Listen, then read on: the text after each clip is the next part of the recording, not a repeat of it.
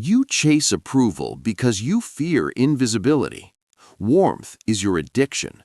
The moment you withhold it, the weak panic, and power quietly reorganizes around you. You were taught that warmth is strength.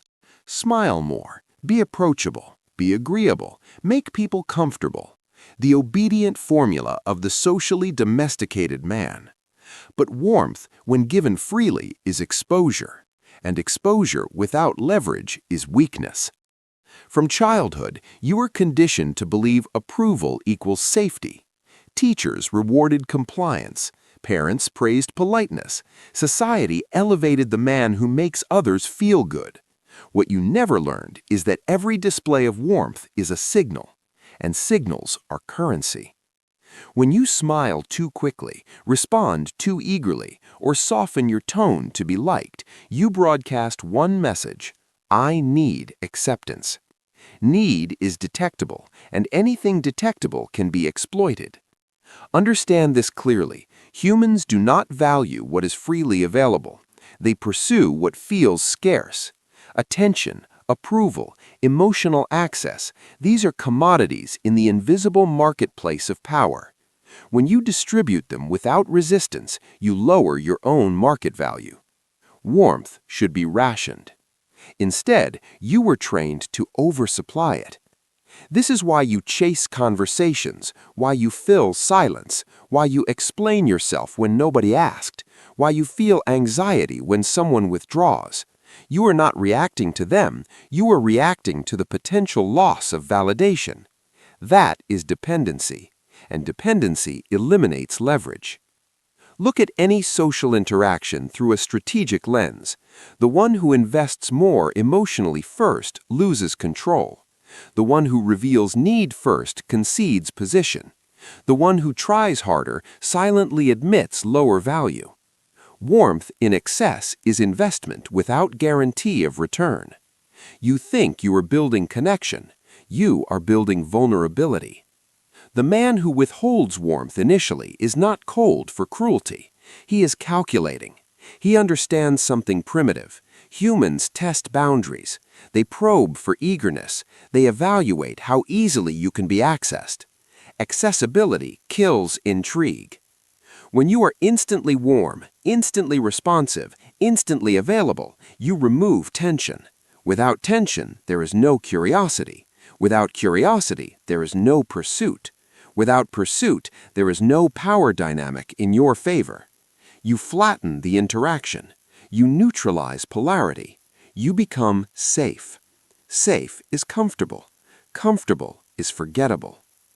Now invert the lens. Imagine a man who does not rush to smile, who listens more than he speaks, who does not rush to agree, who lets silence breathe, who does not chase when someone pulls away. His warmth is not absent, it is controlled. That control creates gravity. People begin to lean forward, they invest more, they test more, they attempt to unlock him. And in doing so, they reveal themselves first. Information flows upward to the man who withholds. Power accumulates around restraint. Warmth is not evil, but unearned warmth is weakness. There is a difference between strategic generosity and compulsive approval-seeking. One is a choice, the other is a reflex. Reflexes can be predicted. Predicted behavior can be manipulated. When you are predictably warm, you become manageable. People know you will forgive quickly. They know you will reach out first.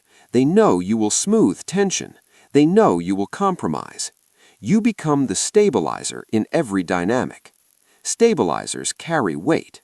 They absorb imbalance. They overcompensate. And slowly, they lose respect. Respect does not grow from comfort. It grows from uncertainty and boundaries. This is the lens shift. Warmth must be selective, not automatic. The moment you stop overgiving emotional access, you will notice discomfort, not in others first, but in yourself. You will feel the urge to fix silence, to reestablish harmony, to reassure. That urge is your addiction to validation surfacing. Do not mistake discomfort for moral failure. It is withdrawal. You have been overdosing on external approval. When you begin to ration warmth, the environment recalibrates. Some people will test you harder. Some will withdraw. Some will attempt to provoke emotion to regain control. Good. Tests reveal hierarchy. Warmth given on your terms signals sovereignty. Warmth given to avoid rejection signals submission. Stand apart. Withhold. Observe who chases. That is the first fracture in your old identity. Humans do not chase what is kind. They chase what is scarce. This is not poetry.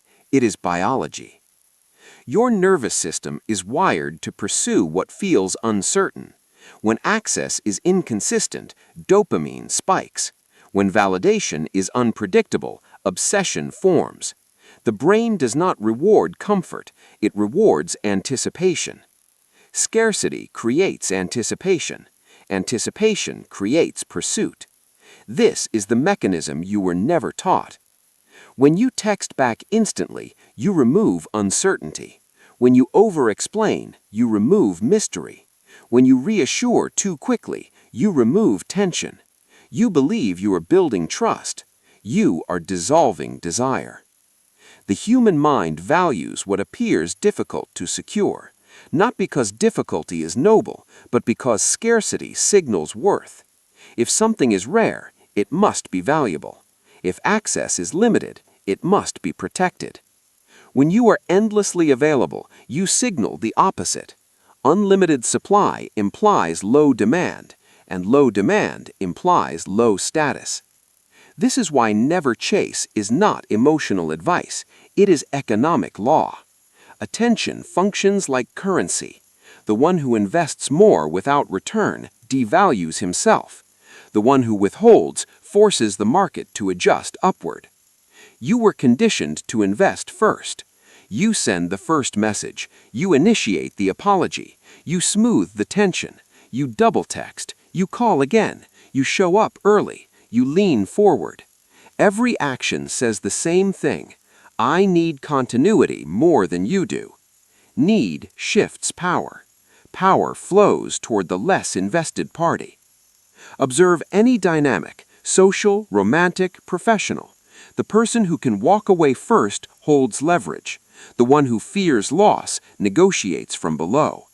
Chasing is not effort, it is confession. It confesses anxiety.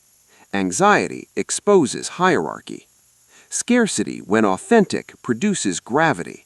Not arrogance, not hostility, gravity. People feel the subtle tension of limited access. They begin to calibrate themselves to earn engagement. When warmth is conditional, behavior improves. When warmth is free, behavior deteriorates. This is the invisible transaction happening in every room. You think people respond to kindness. They respond to structure. Structure requires boundaries. Boundaries require restraint. Restraint requires emotional discipline. Most men lack discipline. They operate from impulse. When attraction dips, they compensate with more effort. When attention fades, they increase output. When silence appears, they fill it.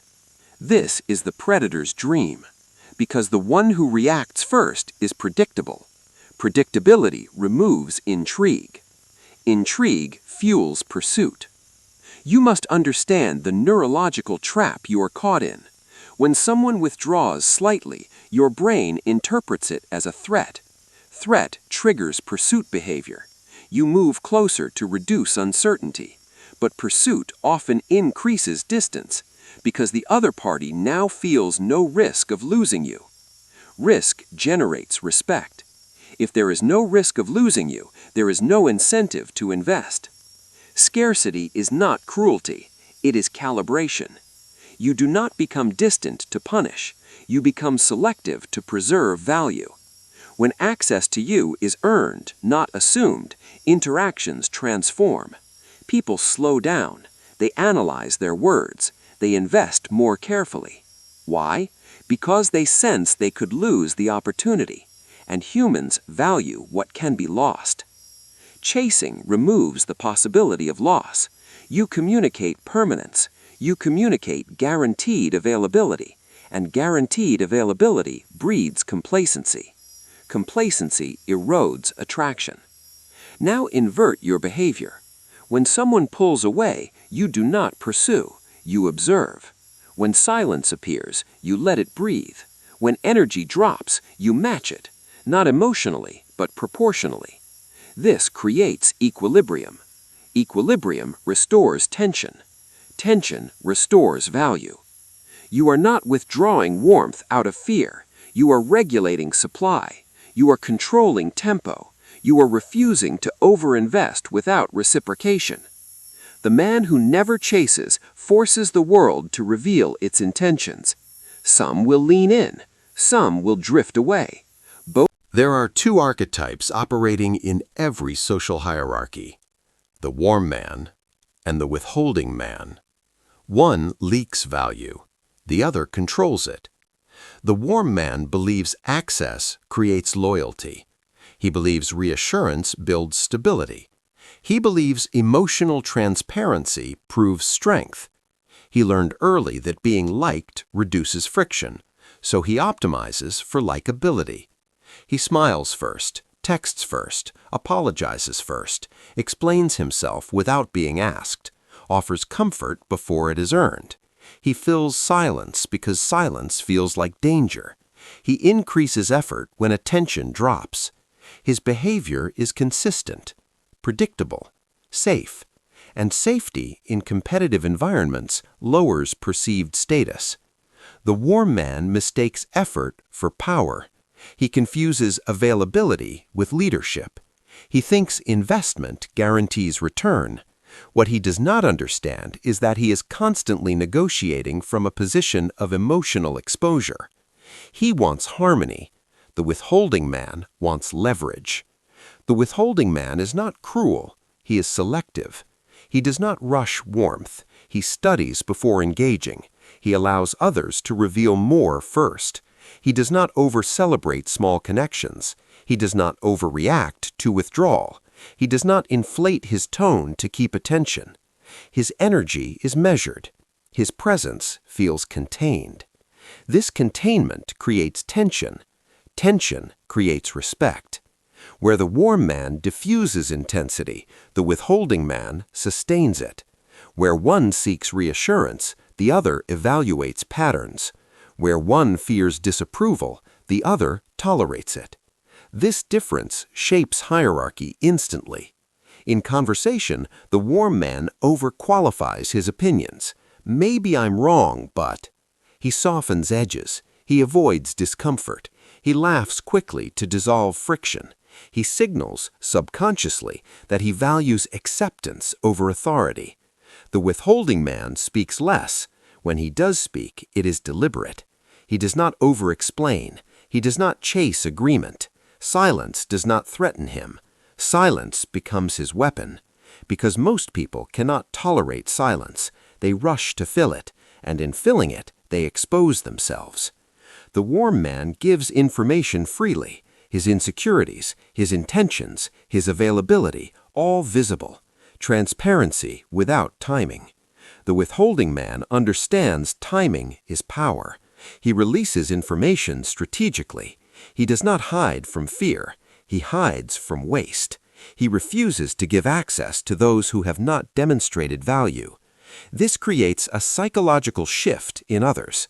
Around the warm man, people relax. Around the withholding man, people calibrate. Calibration is a sign of perceived higher status. Notice how people behave around someone they respect deeply. Their posture adjusts. Their tone tightens. Their words become more precise. They seek subtle approval. Respect is not born from warmth. It is born from boundaries. The warm man blurs boundaries in the name of connection. He answers immediately. He bends schedules. He prioritizes others impulsively. He invests emotionally before verifying reciprocity. The withholding man verifies first. He observes consistency. He watches how others treat their time. He matches energy, not emotionally, but structurally. If someone delays, he delays. If someone reduces effort, he reduces effort. He never escalates beyond what is offered. This consistency creates balance. The warm man overextends. Overextension invites exploitation. In romantic dynamics, the warm man becomes predictable comfort. He chases when distance appears. He increases affection when uncertainty arises. He seeks to restore equilibrium by giving more. The withholding man understands that imbalance reveals intent. When distance appears, he does not close it immediately. He allows space to expose true interest.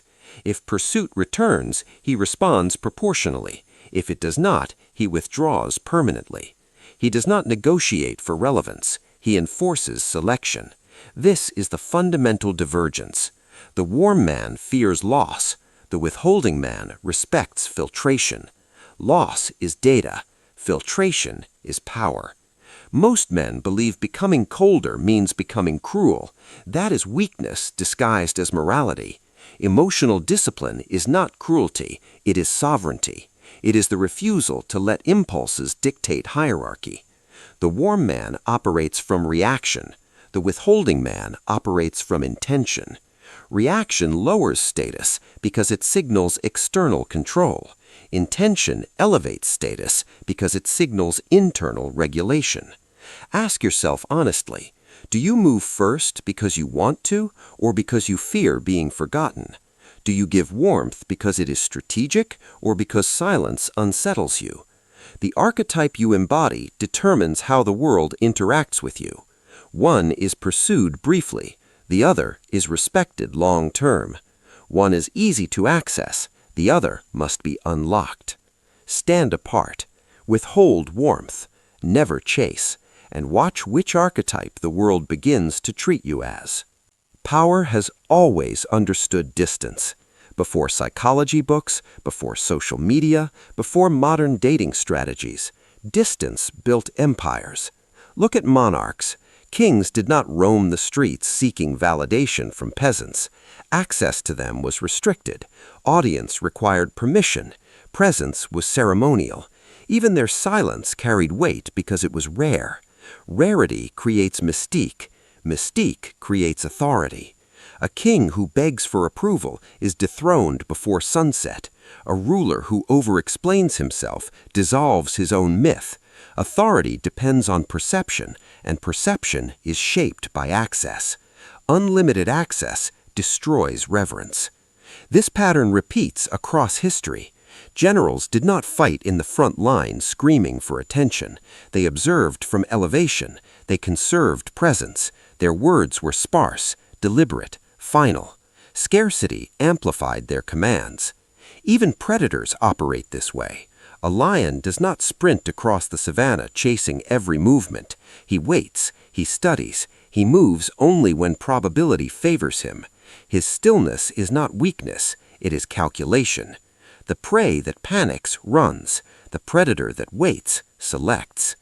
Distance is not emotional withdrawal, it is positional superiority. When you reduce accessibility, you increase perceived value. When you limit reaction, you increase psychological gravity. People begin to project meaning on your silence. They analyze your restraint. They assign depth to your distance. This projection builds status. The mistake most men make is believing warmth earns loyalty. Historically, it is structure and consequence that earn loyalty. Empires maintained order through controlled access and disciplined response. If a ruler responded emotionally to every provocation, rebellion would multiply. If you respond emotionally to every fluctuation in attention, instability multiplies. Human nature has not changed. People test limits. They push boundaries to locate weakness. They withdraw subtly to see if you will chase. They provoke subtly to measure emotional control. Distance exposes these tests. When you remain composed and do not close gaps impulsively, people reveal their intentions more clearly. Those seeking dominance will escalate. Those seeking validation will retreat. Those seeking genuine connection will stabilize. Distance becomes filtration. Throughout history, elites insulated themselves, not out of arrogance, but out of strategy. They understood something most modern men ignore. Familiarity erodes authority. The more common you become, the less symbolic you feel. If you answer instantly, you become routine. If you reassure constantly, you become predictable. If you overexpose yourself emotionally, you become decipherable. Decipherable men are manageable. Manageable men are replaceable. Distance interrupts this cycle. When you don't rush to respond, you shift tempo. When you don't overreact to silence, you remove leverage from others. When you don't offer warmth automatically, you create an evaluative environment. People begin to ask themselves, where do I stand? That question signals hierarchy awareness. Hierarchy awareness produces respect. This is not about being cold for ego. It is about understanding that over-familiarity breeds contempt. The man who is always present loses symbolic value. The man who can disappear without anxiety gains psychological weight. Presence must feel optional. Optional presence feels powerful.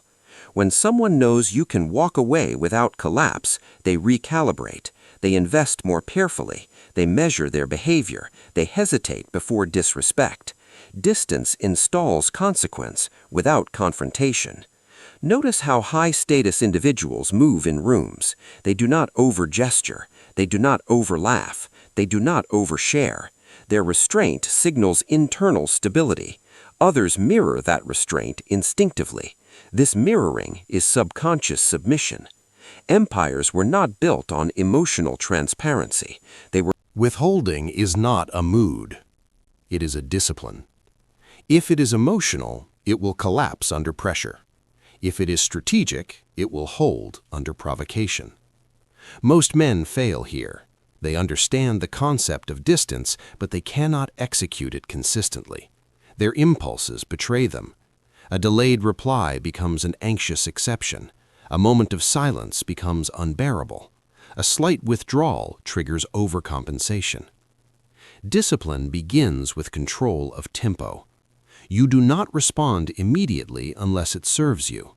You do not reward low investment with high enthusiasm. You do not escalate energy to rescue fading attention. You regulate. Tempo control destabilizes those who depend on predictable reactions. When your rhythm is self-contained, others must adapt to you. Speech is the first battlefield. Stop over-explaining.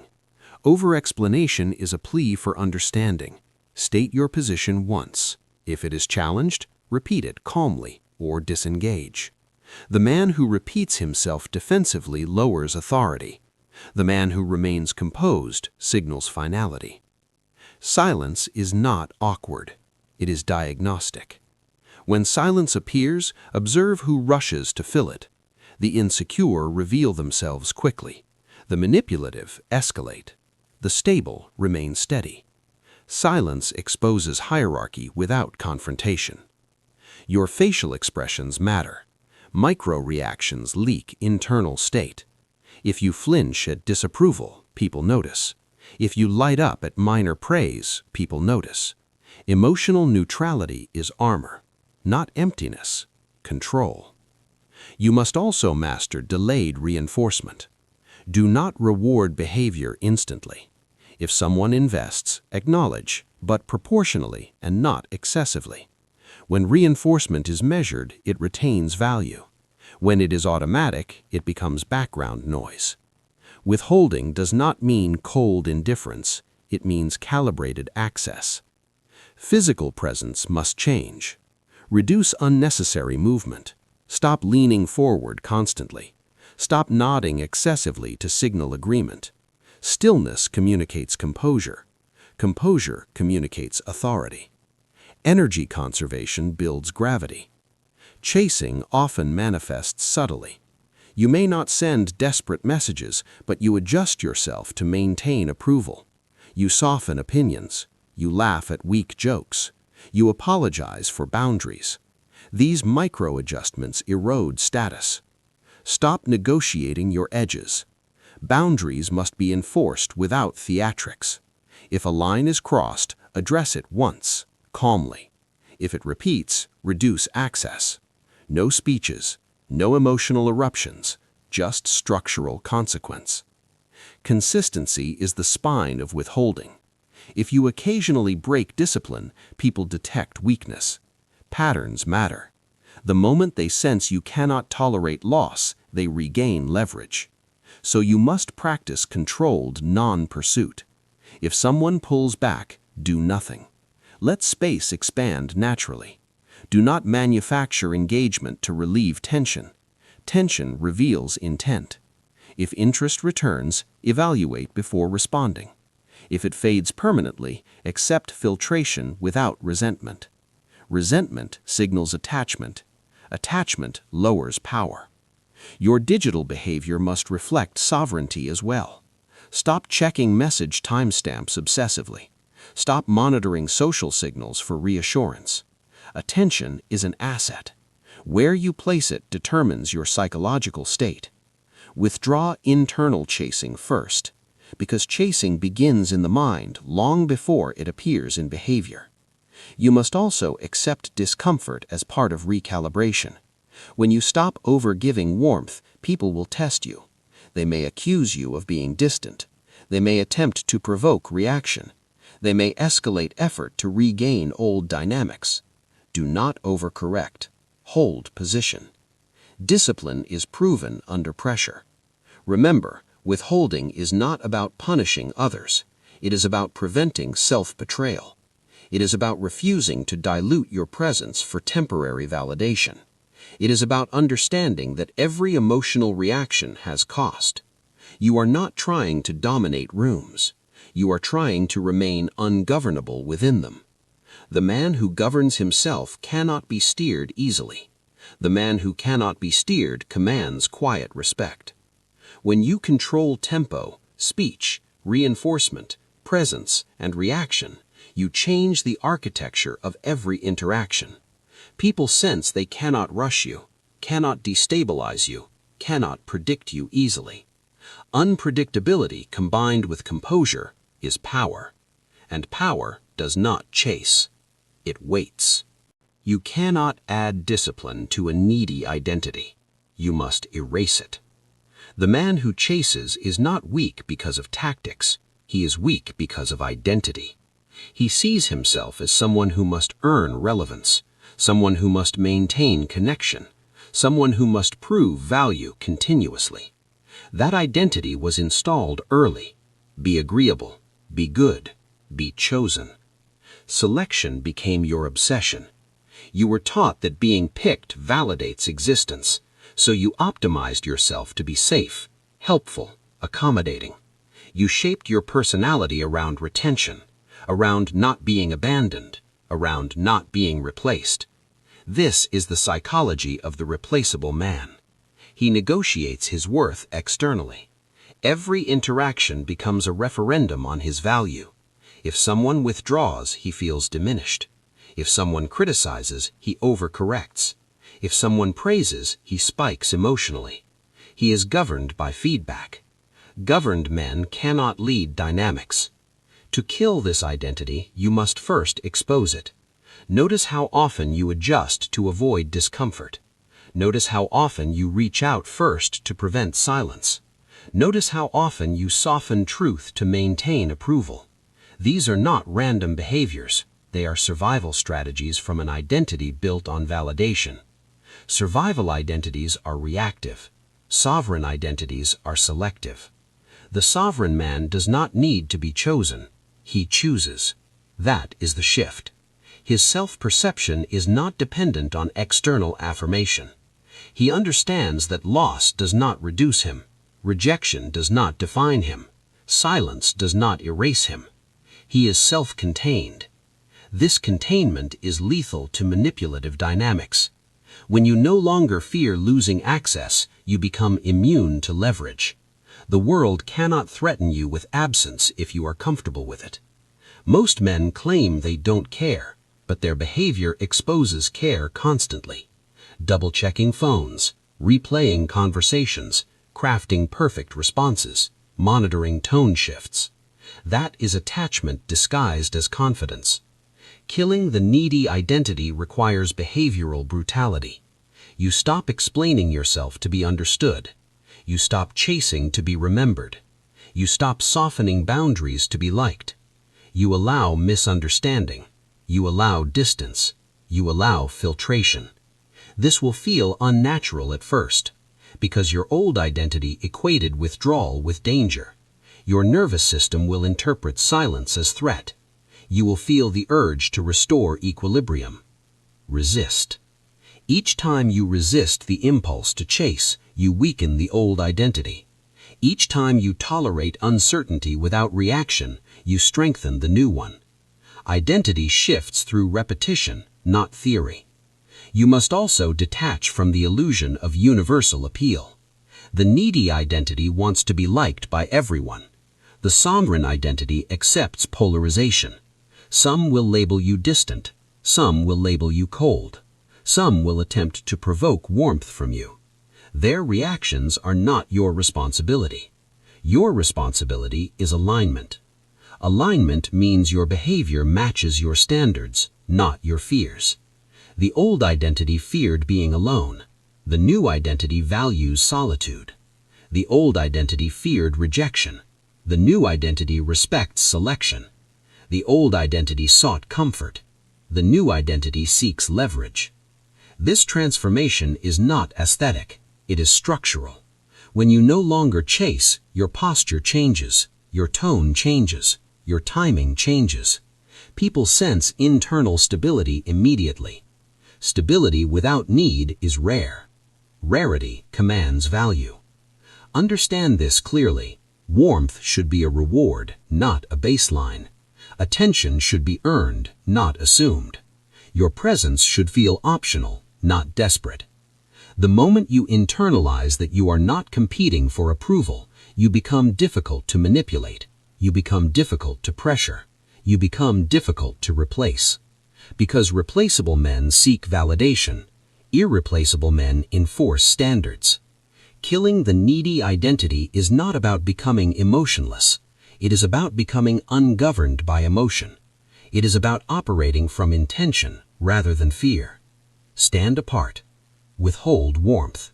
Never chase. Not because you are bitter, but because you refuse to negotiate your sovereignty. Selection never stops. You think adulthood ends the hierarchy. It doesn't. It refines it. The weak are no longer mocked openly. They are simply deprioritized, ignored, replaced, quietly. Society rewards men who regulate desire. It elevates those who control attention. It filters out those who leak need. This is not cruelty. It is selection. Every environment, social circles, relationships, business, leadership, runs on invisible ranking systems. People scan for emotional stability. They test for reaction speed. They measure how easily you bend. If you bend quickly, you are cataloged. If you overextend, you are downgraded. If you chase, you are marked. No announcement is made. No warning is given. You simply feel influence slipping from your hands. Respect softens. Invitations slow. Attraction fades. Opportunities bypass you. This is consumption. You are absorbed into the background. The man who stands apart disrupts this process. He does not merge with noise. He does not over-signal warmth. He does not beg for inclusion. He maintains perimeter. Perimeter creates presence. Presence creates gravity. When you stop chasing, you create vacuum. That vacuum forces the world to reveal its intentions. Some will attempt to pull you back into old dynamics. They will test your consistency. They will question your change. Do not over-explain. Transformation does not require permission. If someone withdraws because you stopped over-giving, let them. Their presence depended on your over-investment. That was not loyalty. That was convenience. Convenience disappears under discipline. The elite understand this intuitively. They do not chase markets, they position themselves so markets approach. They do not chase attention, they cultivate scarcity so attention concentrates. You must become selective in where you allocate warmth. Not everyone earns access to your enthusiasm. Not everyone deserves your reassurance. Not everyone qualifies for your emotional transparency. Access is privilege. Privilege requires standards. When you enforce standards, numbers may drop, but quality rises. The herd moves toward comfort and constant validation. You move toward sovereignty. The herd seeks immediate reassurance. You tolerate uncertainty. The herd reacts impulsively. You operate intentionally. This divergence separates men over time. Standing apart will isolate you briefly. Isolation reveals strength. If you cannot tolerate standing alone, you will always chase alignment, and chasing alignment traps you inside the herd's expectations. Be honest with yourself. Do you want to be liked widely or respected selectively? You cannot maximize both. Warmth without boundaries attracts consumption. Warmth with boundaries attracts calibration. The world does not reward the man who gives endlessly. It rewards the man who gives strategically. From this point forward, your default state changes. You do not initiate impulsively. You do not overcorrect distance. You do not compete for attention. You observe. You evaluate. You respond proportionally. If someone steps forward, you assess consistency before investing. If someone steps back, you let space expand. If someone challenges your boundary, you enforce consequence without drama. This is the architecture of sovereignty. Standing apart is not social withdrawal. It is strategic separation. Withholding warmth is not cruelty. It is value preservation. Never chasing is not ego. It is leverage. The world will test you constantly. Your old identity will attempt to resurface in moments of uncertainty. It will whisper, reach out, fix it, restore balance. Ignore it. Balance restored through desperation is temporary. Balance restored through discipline is permanent. Stand apart or be consumed by those who sense your need. There is no middle ground.